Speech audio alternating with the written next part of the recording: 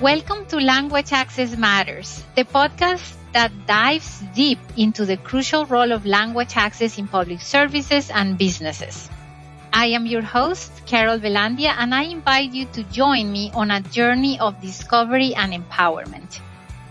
Language access is not just a matter of convenience.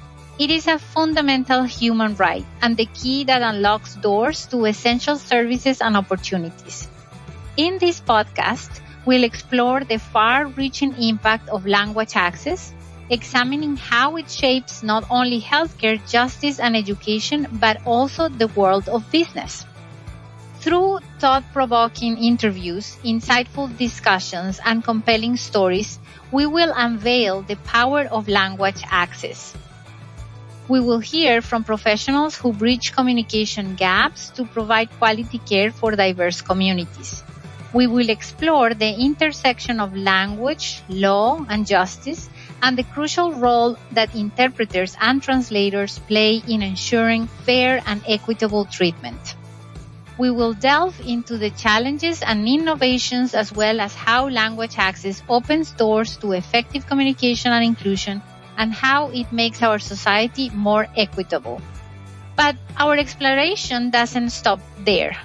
We will also uncover the profound impact of language access in the world of business. We will hear from entrepreneurs, industry leaders, and experts who understand the value of inclusive and effective communication and how it drives success in today's global marketplace. Language Access Matters is your platform to understand the significance of language access in these vital sectors of society. We will shed light on the barriers faced by individuals and communities and the innovative solutions that promote inclusion and equality. Whether you are a healthcare professional, a legal expert, an educator, a business owner, a linguist, an advocate, or simply passionate about the power of language, this podcast is for you. Together, we will navigate the challenges, celebrate the victories, and advocate for a world where language access truly matters.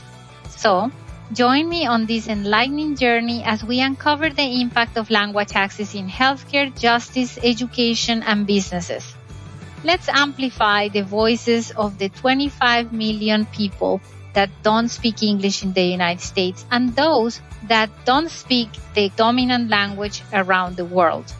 Those voices deserve to be heard and empowered, and we need to empower ourselves to build a more inclusive future.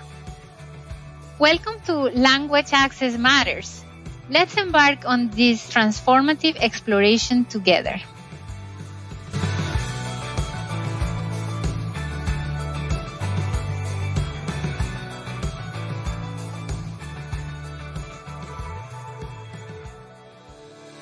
Hello, everybody. We are back with this podcast, Language Access Matters. And we have a returning guest, Ludmila Golovine, who is the president and CEO of Marster Word Services, Inc., a top-ranked LSP globally.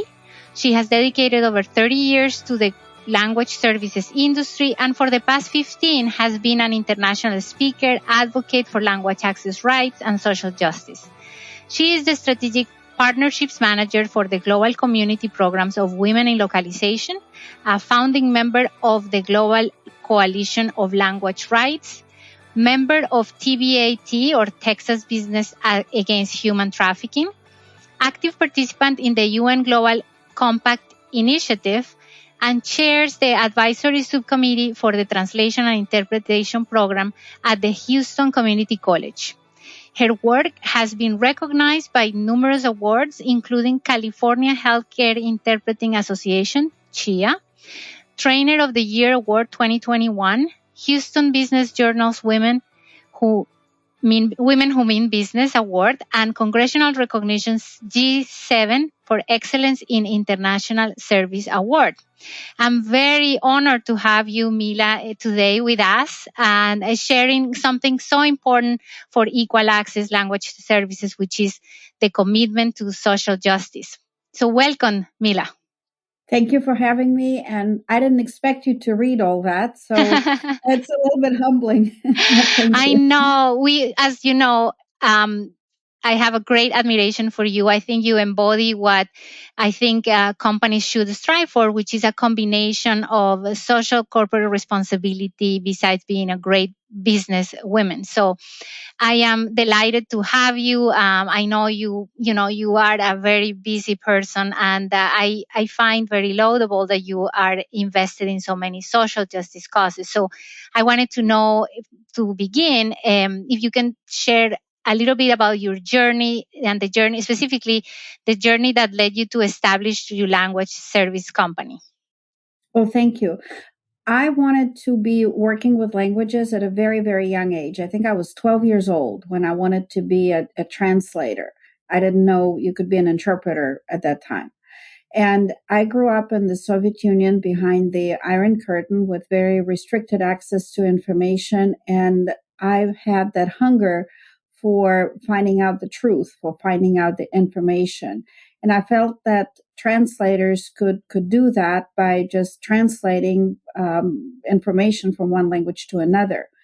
So when I was very fortunate in 1989 to come to the U.S. and go to school in the U.S., I initially actually majored in finance. And upon almost very close to graduation, I realized that I don't like finance. I don't like it with every part of my body.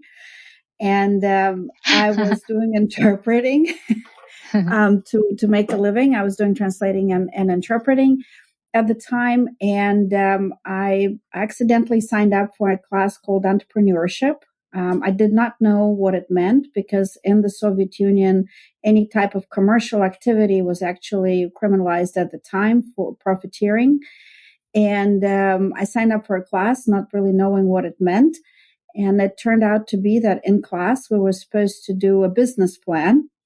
And the only idea I had was a language company. And to find out the next day when I presented the idea that was going to be my project for the semester. And as I was doing that project, it kind of came hand in hand. And here we are, 31 Wow. years later at this point. I love what you said about not loving something with every part of your body, because it really is ideal that we can do exactly what we love with every part of our body. And something I find in the language services industry is that people have that passion for language. I have not found yet a person who just didn't like languages at all. So I love that you found it, that it took a windy road to get there, but you finally got there. And I identify with that story because being a professional dilettante, as I like to call it, I have all these other interests until I found language justice as well. So tell me a little bit about what motivated you to combine that project with a mission for social justice. So initially, we were focused on oil and gas being one of the main industries in Houston. And we also were doing work with NASA. So basically everything in commercial enterprise. And a few interpreting assignments that I ended up doing at the medical center and with Child Protective Services changed my life because it opened my eyes to that entire other part of the world of people who don't have a voice. So it kind of became a mission in a way of giving a voice to those who don't have one. And also at that time, early 90s, there was very little professionalization in the United States. And I was shocked because to be a tour guide, a bilingual tour guide in Europe and in the Soviet Union required a 5-year degree. So initially, the efforts were focused on professionalization. How do you test? How do you train interpreters? And then they evolved into advocating for language justice, language access, and now for language access for the other 4 billion people who are speakers of marginalized languages. Yes, I find that fascinated. I saw that you are co-founder of Global Language, the Coalition for Global Languages, right? And I wonder, how do you intertwine your day-to-day operations with your company, with all the other social justice initiatives?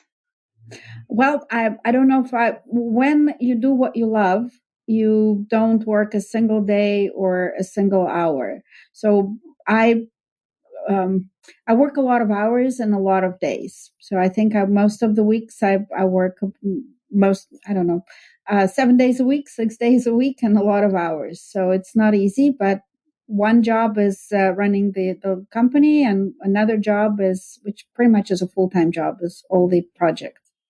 That's beautiful. So you spend most of your time with your social justice. I guess you have a very big company, so you have scaled your company to a point where you can dedicate yourself to all the social justice endeavors, I guess, right?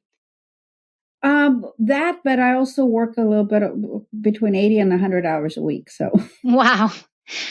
Which, if I understood you correctly, they don't feel as working because you love what you no. do. I understand. Well, as you know, Mila, I have been promoting the idea that unless we include language access as an essential component of any diversity, equity, and inclusion initiative, um, we really cannot talk about inclusion, right? In what ways do you think language services contribute to fostering inclusivity and participation within multilingual communities, specifically those marginalized and unrepresented, and as you call them, the people that have no voice? Well, I think number one, raising awareness, right? Because it's so easy to just not provide an interpreter for the speaker of that hard to find language. And the second part is going out of your way, because those languages are, quote unquote, not profitable and or not commercially viable. And that's why a lot of organizations don't focus on them. So still doing that and understanding that there is a mother, a child, a grandparent on the other side of that encounter. And then third is providing training, because people who are speakers of the marginalized languages, they are not trained interpreters. So we have been providing a lot of, offering a lot of different training options for interpreters for a very long time. Excellent. Yes, because that sort of bridges the gap, right? There are so many of these languages that don't have people that speak, let's say, English, or in some cases, an intermediate language. And so you provide training for them. But what kind of training? On interpreting or on the language that they would need Well, to to give interpret you an to? example, March 28th, we will have training for interpreters, for court interpreters, specifically focused on interpreters for marginalized languages. And that training will focus on explaining what is a court system, what roles do people play in the court system, what are the ethical principles, what are kind of explaining the ABCs, plus how to handle difficult linguistic situations when a concept does not exist in the language, in the other language. There are many concepts that don't exist. So how do you handle that as an interpreter, or the other way around, going from the marginalized language into English? There may be a concept that doesn't exist in the English world. And so that we provide different many trainings like that, that are sort of the ABCs for those who are interpreters with degrees, but for speakers of marginalized languages who have never been or are not familiar, for example, with the US court system or US healthcare system, those trainings are very essential and important. For our listeners, Mila, since a lot of the people I hope to reach are not necessarily linguists or are part of the language services community, can you explain what marginalized language is and what's the difference between those and other types of languages? Well, main languages would be languages like English and Spanish that have a lot of speakers. And marginalized languages would be languages with very few speakers, or languages that have been historically suppressed. So, for example, Native American languages have been historically suppressed. Many indigenous languages worldwide have been historically suppressed. And in a way, we went from physical colonialism to then linguistic colonialism when people were banned and not allowed to speak their language.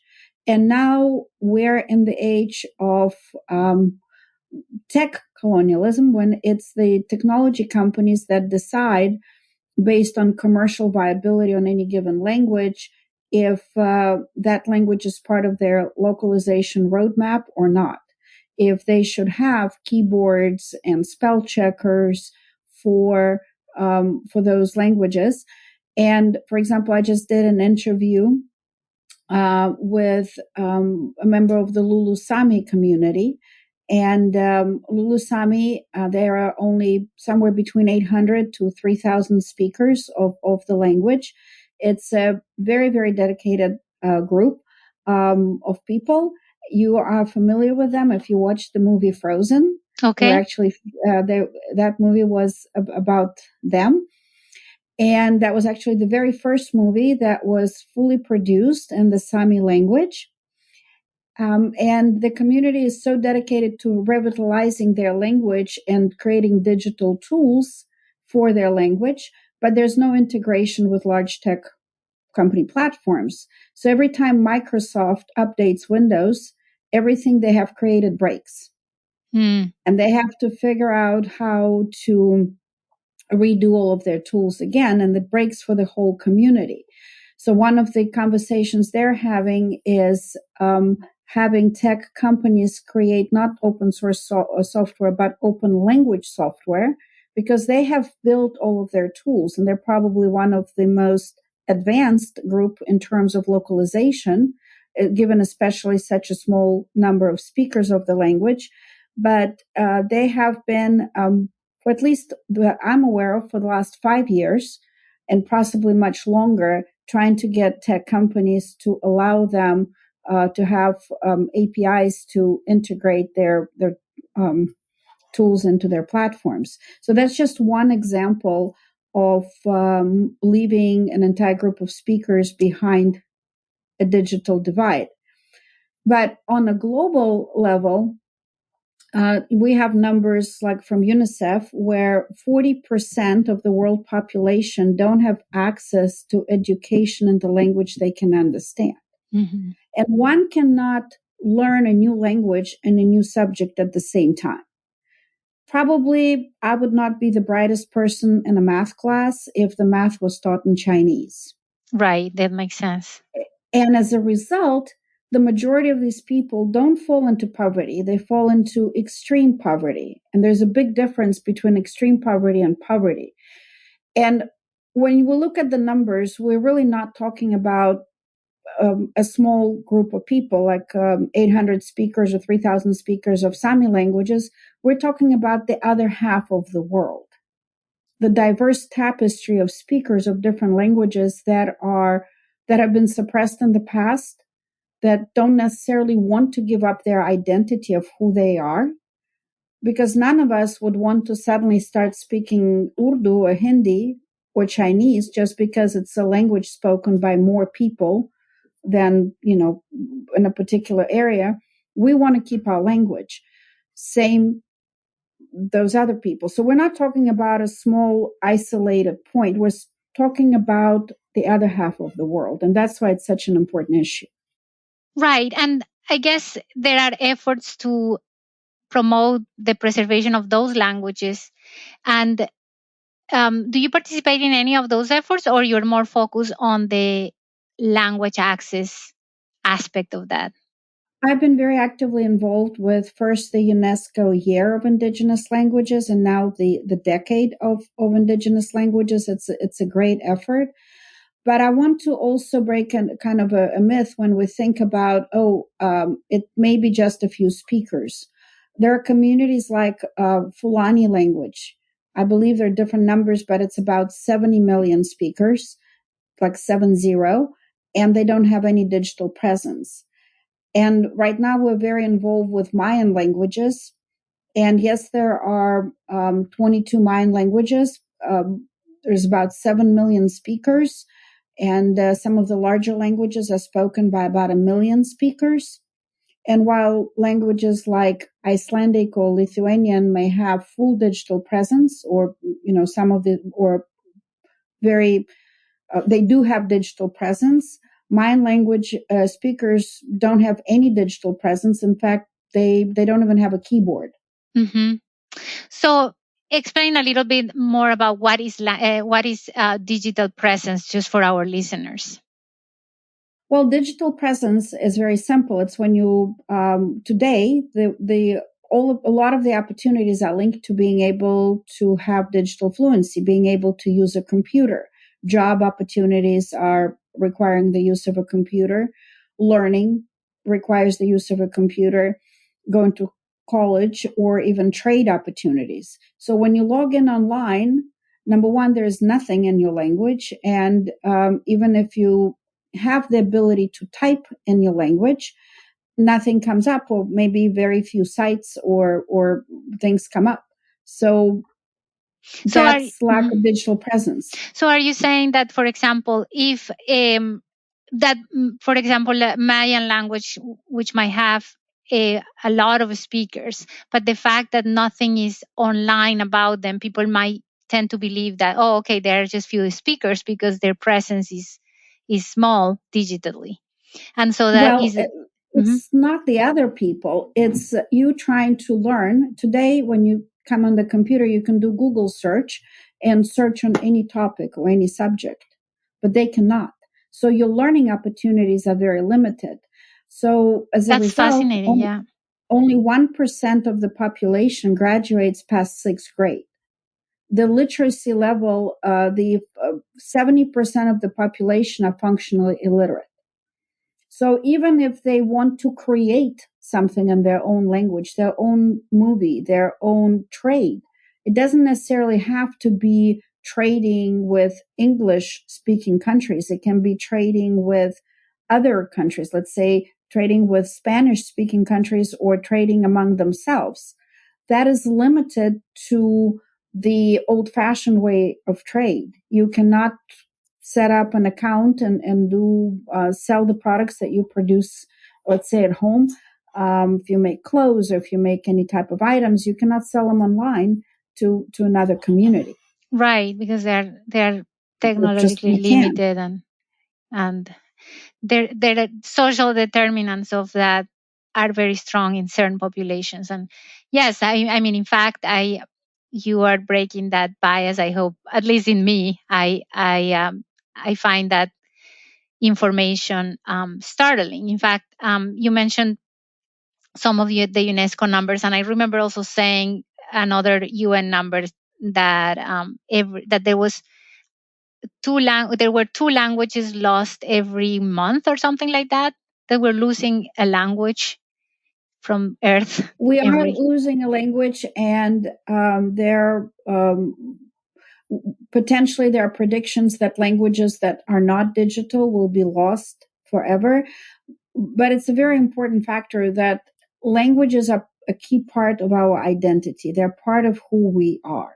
They're part of our culture. There are studies that show that people even process information different linguistically. There was a study that where people of Chinese language were asked to arrange information in historical order. And when they were they were bilingual speakers. And when they were presented that information that related to English reality, in that case, English speaking reality, they presented, arranged pictures left to right. And then when they were presented information that was related to Chinese reality, they arranged that information top to bottom. Mm-hmm. So we think differently in different language. We interact differently in different language. And again, there is an effort of preserving the linguistic history. There are some languages that have very few speakers left, but I'll keep referring to Fulani language, 70 million speakers, no digital presence. Yeah, that's incredible. That is a startling number. Or Haitian Creole, where the 95% of the population speaks Haitian Creole, but education is only available in French. And that's in Haiti. So what kind of opportunities do these people have, even if they're in the classroom, and then you're behind from day one? And you mentioned in another interview about killer languages, and I guess this is correlated with this problem. Would you mind mentioning that? That was a very shocking experience to me when I was interviewing a speaker of one of the Mayan languages and wanted to understand more about the language and the culture. And that person, basically, it is not uncommon for speakers of Mayan languages to refer to Spanish as a killer language. And which is only one of them, right? I mean, there are many linguistic majorities are, by virtue of being a majority, sort of killing the local languages. And that is the case with French, Russian, English, right? Any Actually, kind of there are very majority. few linguistic majorities that are doing that, and I think we can argue about the exact number of the majority languages, but they're going to be probably top 30 languages that are dominating, maybe 50. You know, we can argue between top 30 and top 100, but the number of languages still spoken today is 7,000. So what makes a killer language? Just sheer numbers, or the support to those languages by governments, or what makes a killer language?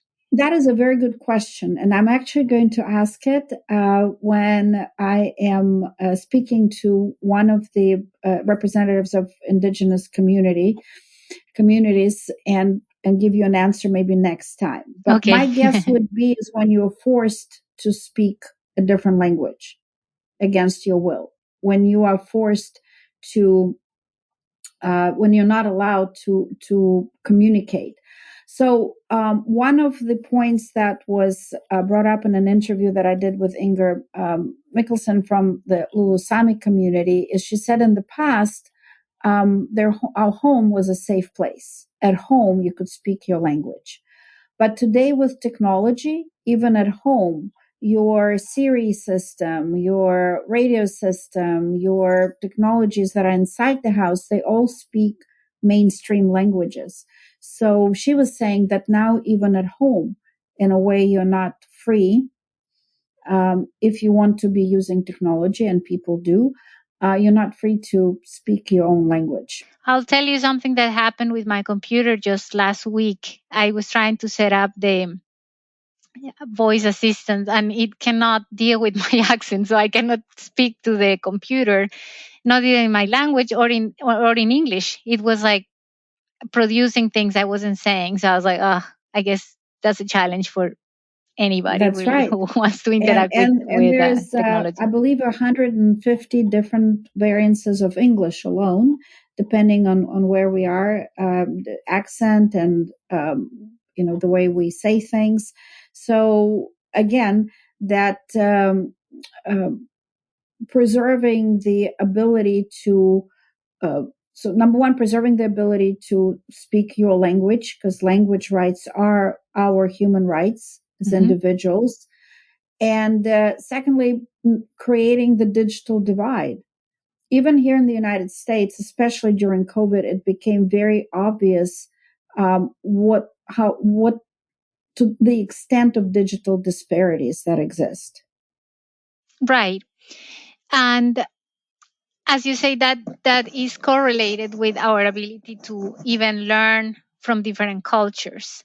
For example, when I was in the university, we were trying to create sort of a diverse curriculum, but a lot of the authors that I wanted to uh, promote, specifically two, but one, this author was never translated to English, so all the information was in Spanish, so people cannot access this author unless they find a translation, which I couldn't find. I mean, I had to hire a translator to translate that the content. So we're not only pride from all the wealth of languages around the world, but we also don't get access of their ways of thinking, sort of their philosophy. Sorry, we are subjected to just the mainstream philosophy and ways of thinking, because those are the things we have access to in the language, in the main languages, if you will. I want to bring an example of a field that you wouldn't think that language discrimination exists in, and that's the field of science. Mm-hmm. We all think that people with PhDs are highly educated professionals and highly advanced in their science. But today, the language of science is English. Yes. And I read a very interesting article that if you are a scientist and if you want to present at a conference, you have to present in English. So you are facing now, number one, the challenge of maybe not being able to present your research, maybe the challenge of not even having access to all of the research, and then coming across as either not as smart or not, people not receiving your ideas well because you may or may not be able to express yourself to the full extent in that other language.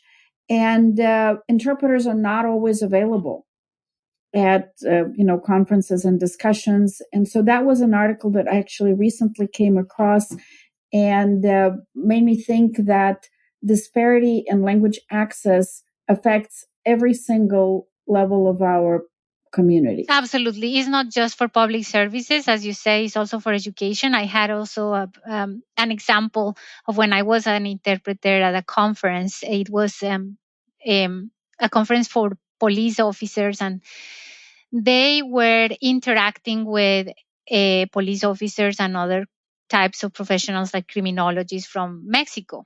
And the speakers were all from the US. But the wealth of information and experience that the Mexican group that we were interpreting for was incredible, and they could actually have taught many of the talks, but they couldn't because of what you're describing. The conference was only English into Spanish. They didn't have any other type of interpreter. So it did make me think how important language access is just across the board, not only when you're trying to access a service, but also in expanding our knowledge of the world.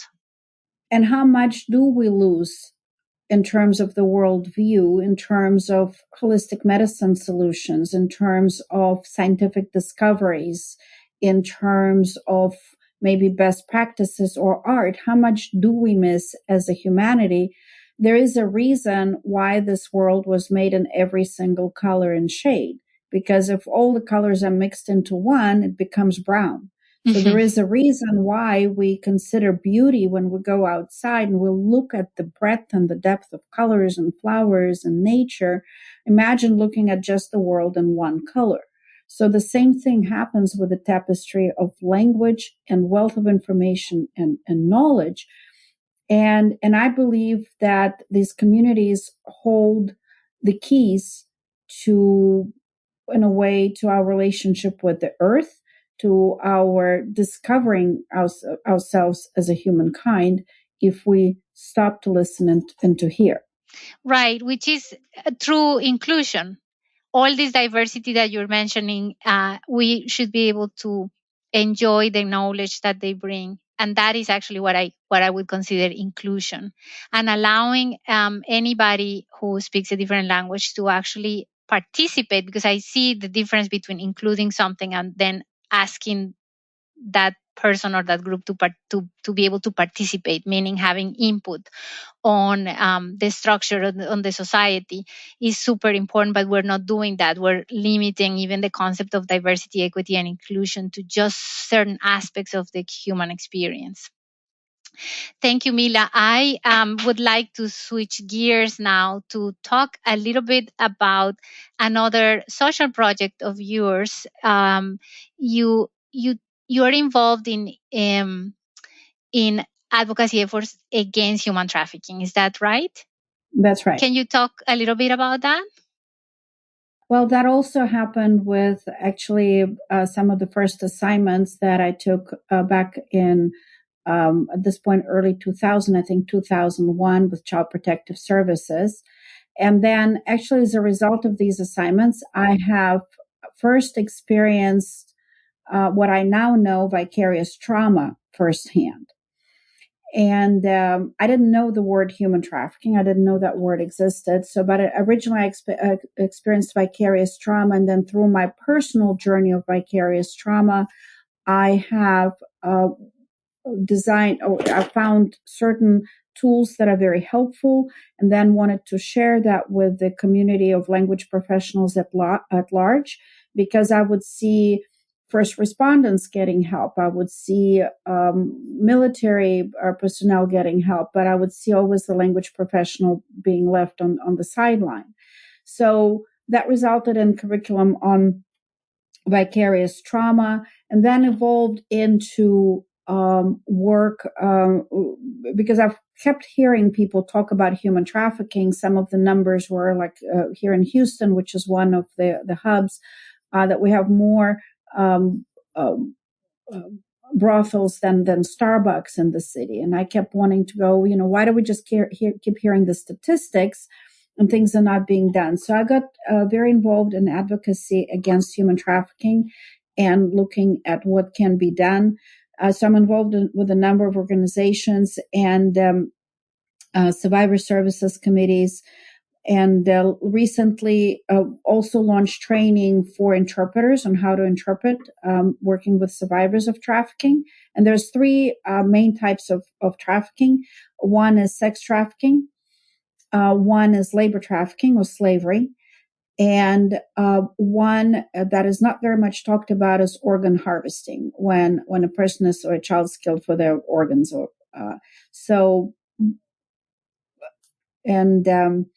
The other training that we offer is on to providers of services on how to deliver trauma-informed services across language and culture, because the encounter suddenly becomes not just between the provider and the survivor, but it becomes between the provider, survivor, and the interpreter.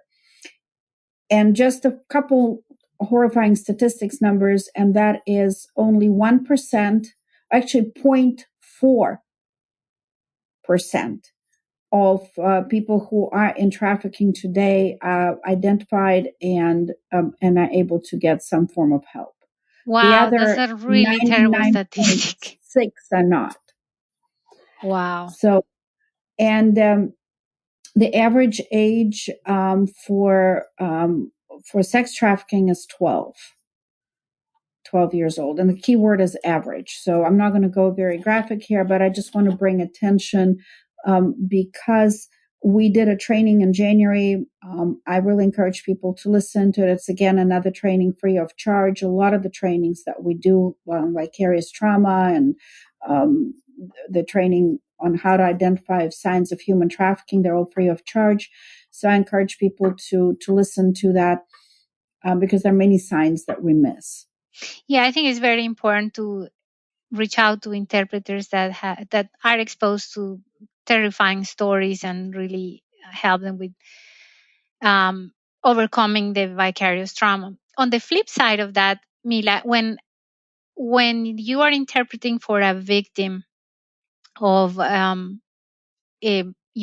tragic event or something, I also think it's important to not further victimize the person, and that's something that interpreters sometimes also do, whether knowingly or unknowingly, and that's also lack of training. You either issue an opinion that you shouldn't you shouldn't say, or I hear from limited English proficient persons sometimes horror stories like, oh yeah, I had an interpreter at this point and this interpreter said such and such, and even though and she thought I didn't understand English, and but she was very mean to me, or stories like that, where the people get further victimized by the people that are supposed to help. That happens, and there's now trauma-informed journalism and a lot of trauma-informed training that goes for judicial systems. So I really encourage people to listen to the trauma-informed interpreting training that we deliver, specifically geared for interpreters. And we were actually the first in the language industry vicarious trauma-informed organization. So just a few key points. Trauma affects the way we process information. So, for example, one of the ways it affects our memory. So many times a traumatic event may be completely blocked from the memory. So when an investigator or a social worker or healthcare professional are asking the same questions over and over, they may be trying to get different parts of the story. Or when the survivor presents the story in a broken way, where he may be retelling the same story in different ways. Person is not lying. It's just their memory is not working in that particular way. They may have blocked whole portions of the timeline continuum and are not able to physically remember it. So knowing things like that, and that's just one of the points and how and why it happens, is an important piece of information, as well as what does it mean when somebody goes to aggression in the middle of an interpreting encounter, or what does it mean if a person goes to a complete shutdown? I'll give you an example. It's not always human trafficking. It can be, for example, the end of life situation. And that was a real example when an interpreter was interpreting for end of life, and a child was going to be taken off of life support or was coming to an end of life. And the mother was just standing and not being able to say a word. And then there was and the child started asking the question of if the teddy bear would go to the other side with the child. And so the interpreter read the situation, which was very natural in that case, as I don't know what the mother is doing. She's not saying, I don't know what the nurse is doing. And so it's very easy for us to, as an interpreter in that moment, to start answering that question.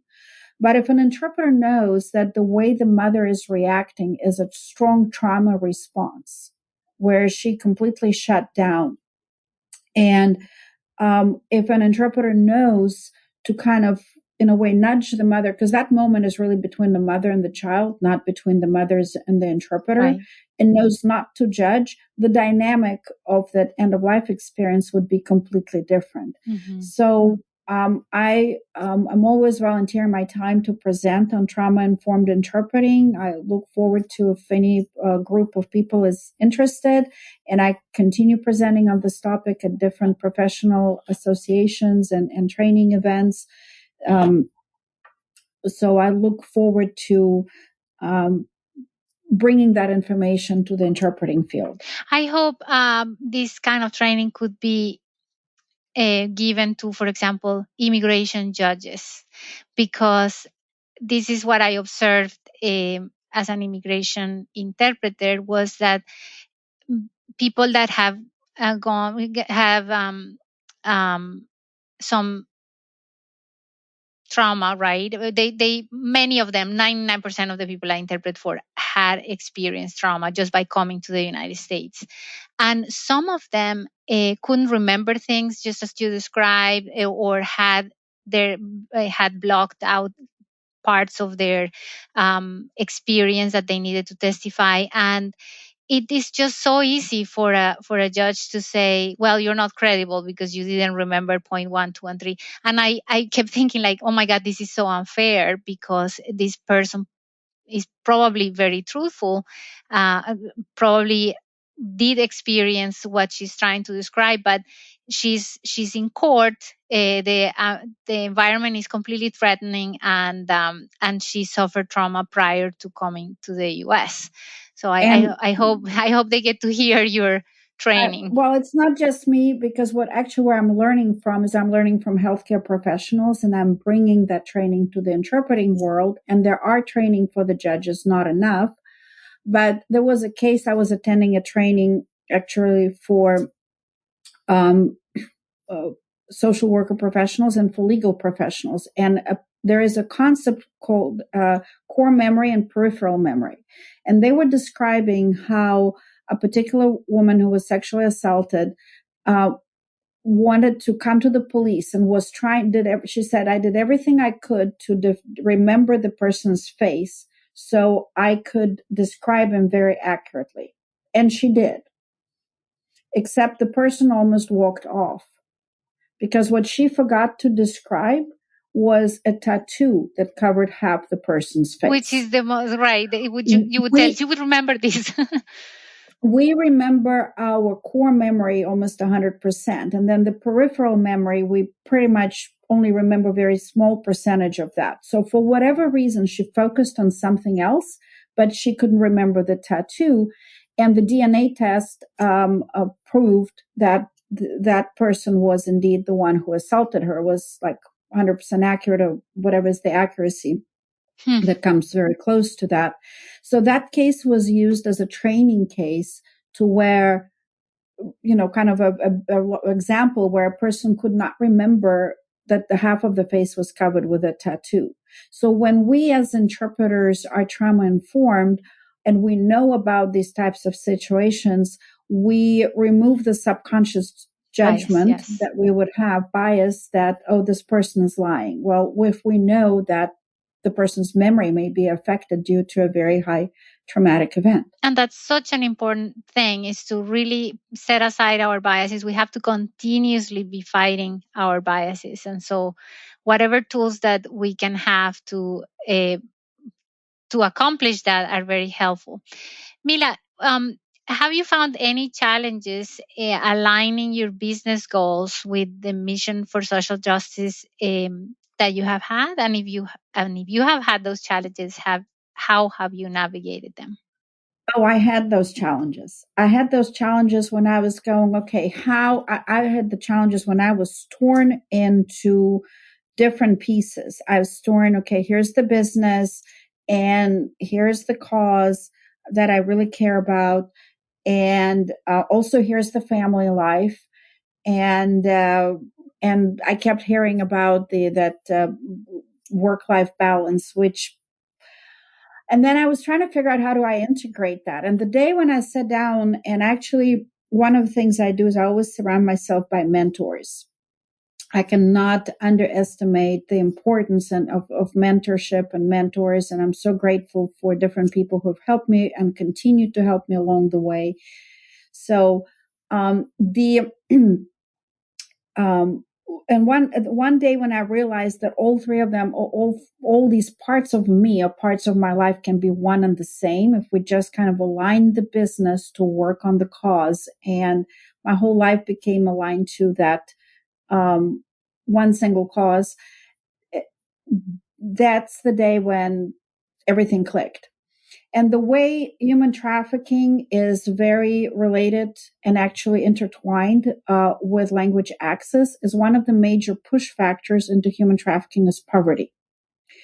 And human trafficking affects every layer of society. But if we look at the 80-20 rule, one of the major push factors is poverty. And one of the major causes of poverty is lack of access to education, lack of language access. And so they're very intertwined. And if we solve the problem or the issue of digital access, language access, we in a way solve the problem of, for sure, human trafficking in terms of labor trafficking and human slavery. So what advice would you give other entrepreneurs that want to do what you described, integrating all parts of their persona into one pursuit, especially if they want to incorporate social justice principles, language access, for example? I would be delighted to take your advice because to overcome certain challenges, right, that you have to or you feel that you have to choose. So what advice would you give those entrepreneurs that are trying to do something like you and integrate everything into a business model? Every single one of us has a set of values. We live our life by a set of values. In fact, the Greeks used to call it telos, and they had a study of meaning of teleology.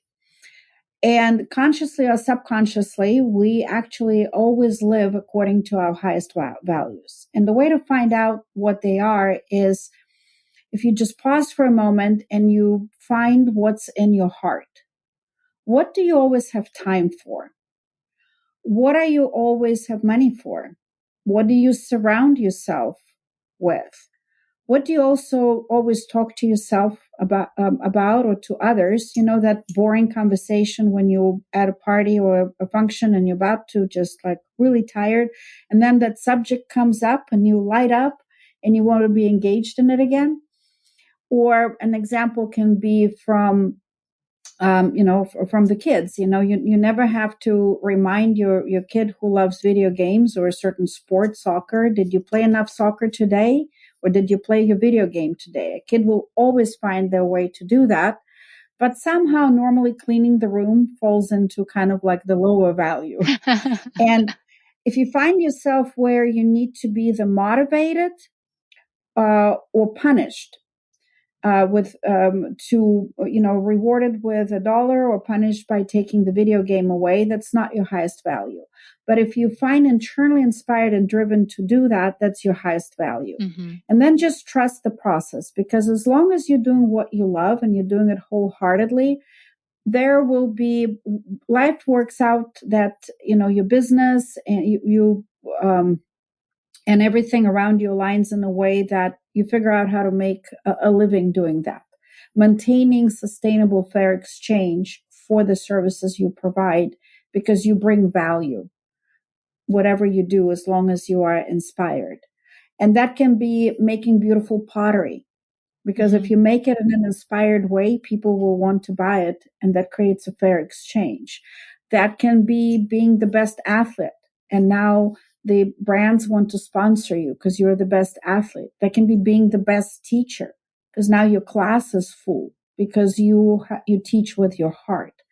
So as long as you are aligned and you do what is based on what it is in your heart, life has a way of having things work out. I love this, Mila, because it's like the spiritual part of things that we often neglect. And this is what I would call a life well lived, where you can integrate your heart, your sustainability, because you need to make money, but you are prioritizing your values, what speaks to you at your heart level, at your soul, and then it's kind of like money will follow or success will follow if you are doing something that you're truly passionate about. In other words, it's like the version of like, don't worry about money, money will come, do what you love, kind of a thing. And do it well, and do it well all the time. But also make sure that you love yourself, and loving yourself has a different meaning. It's not about being selfish. It's about valuing yourself. If you value yourself, the world will value you. So if you value yourself, you want to maintain that fair exchange. And the form of fair exchange is money, charging for the work that you do. So if you value yourself, you want to charge for your services, and the other person, because you bring so much value, wants to pay you for the work you did. Yes. Right. And if we fall outside of the fair exchange, probably many of us can relate. Let's say if your neighbor were to come over and mow your yard every day and not charge you for it, you would feel a little bit guilty about it, out of balance, and would suddenly find yourself making food or making something and bringing it over to the neighbor's house. And that's our subconscious way of establishing that fair exchange. So, but doing I think what you love the best you can and being fairly compensated for it. Yes, and really adding value. Like when your own set of values that you described, tell us, are the way you live them add value to your environment, then you're going to find that life and society will respond to that, as you say, because you're putting it out there. So you can do it no matter how small your job is or how big your job is. Exactly. If you're working at the window in Taco Bell, adding that extra napkin or that extra smile, those people are the ones who end up being promoted. Those people are the ones who end up finding that person who goes, would you like to open a franchise? You've been so nice to me every time I drive through. Which is something So, I'm learning from you, which is part of this, is how gratitude plays a role into everything you do. I always see your online presence with gratitude. It comes from your heart and it is inspiring. And I never expected the podcast going this direction, but I am so glad it did. Um, Thank you so much, Mila. I don't have any specific question. I guess I wanted to ask you if you want to tell us about the about measuring the impact of all this work that you do in social justice in your business. I think you kind of have respond to that question, but if you want to add anything about how you measure that impact, that would be awesome. well, what I would like to add is I want for every single language professional to understand and just pause for a second to understand how important it is the work that we do. We are the bridge. We're the bridge between thoughts, between cultures, between ideas, between people. And actually, we as language professionals can be the ones that bridge that gap between the other half of the world. Sometimes we often think, oh, I'm just an interpreter or I'm just a translator. But when we realize that we open somebody's eyes to the entire work of a different author, a different history, a different scientific discovery, and how powerful that is, and the impact that we make with every word we say, we don't just interpret for one person, we interpret for a whole family. That family is part of a whole community. How many lives we change every time. And so I am grateful to every single language professional, but I also want for us to recognize the power we have. Absolutely, Mila. My last question is like, where have you been all of my life? It's like, oh my God, this is so inspiring. And I thank you, Mila. I would like to close this podcast really saying and emphasizing what you just said about the importance of the interpreting profession. We change lives. We preserve the rights of people to speak their own language, as we have provided that language access. We're in fact the link between a person or a limited English proficient person or a person who's deaf and hard of hearing. We're the link to access to services and other things. So very inspiring. Again, thank you. And we hope you come back to our podcast, because I feel that we just scratched the surface of all your experience and your expertise. And I think the way you work and the way you approach language access and language justice is something that we should all strive for in the language services profession. Thank you, Mila. Well, thank you. Thank you. I'm humbled. And that wraps up another enlightening episode of Language Access Matters. We hope you have enjoyed our discussion on the profound impact language access has across various sectors of society. Let's remember that language access is not just an isolated topic. It intertwines with various fields, impacting lives and businesses in profound ways. As we continue this journey together into becoming a more inclusive society where we ensure equal access to services to those who don't speak the dominant language, we want to assure you that our company, Equal Access Language Services, through its podcast Language Access Matters, will be with you every step of the way. We are committed to bringing you thought-provoking conversations, expert opinions, and stories from the field and beyond. To dive deep into the subject matter and engage with leading experts in the field, we will release a new episode of Language Access Matters once a month. By featuring expert practitioners and individuals with diverse experiences, we aim to broaden the scope of our discussions and present a comprehensive view of the importance of language access. We encourage you to stay connected with us through our website, www.equalaccesslanguageservices.com, and our social media platforms. You can join the conversation, ask questions, and share your own stories and experiences. If you want to be part of our podcast, email us to podcast@equalaccesslanguageservices.com. Remember, language access matters to each and every one of us. By understanding its significance and actively working towards its advancement, we can create a more inclusive and equitable society. thank you for being a part of the Language Access Matters community. We appreciate your support and look forward to sharing more knowledge, inspiration, and empowerment with you in our future episodes.